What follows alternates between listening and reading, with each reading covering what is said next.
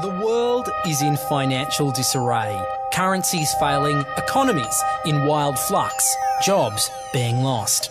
But what if you could build an entirely new economy, one specifically designed for the digital realm? Well, that is the dream behind Bitcoin. Bitcoin is a decentralised electronic cash system that uses peer-to-peer networking along with digital signatures and cryptographics to generate currency. Now, with traditional money, think dollars, the euro, pesos, you've got a central bank, like the Federal Reserve. They issue the currency and they print more or less cash as needed, but not with Bitcoin.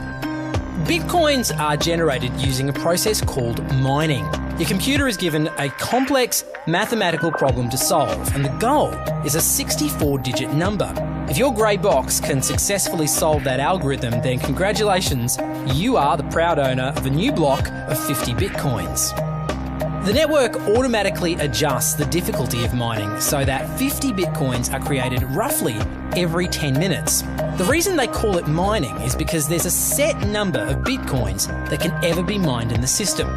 There's only 21 million Bitcoins that will ever be created in total. You can't just print off cash like they do in the real world. You're digging it out of the system like precious metals from some mathematical mine.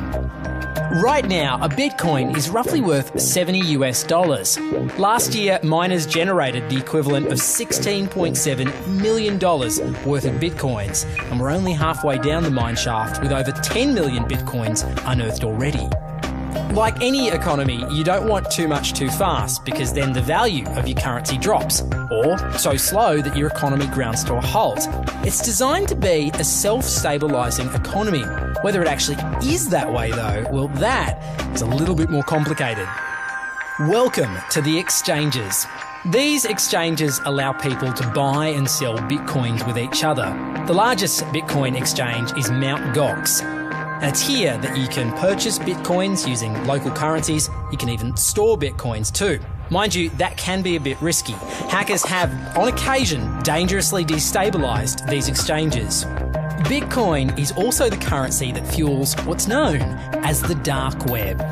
Using software called Tor, you can hide your identity online and access the digital marketplace they call the Silk Road, where sellers flog illegal drugs like LSD, heroin and marijuana. Buyers conduct all transactions using Bitcoin.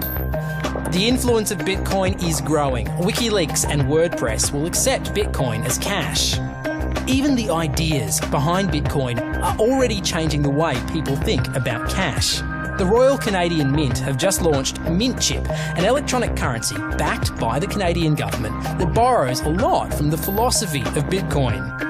And ultimately, that is what's most powerful about Bitcoin. Not the coins itself, but the way it can change the way we look at, think about, and most importantly, spend our money.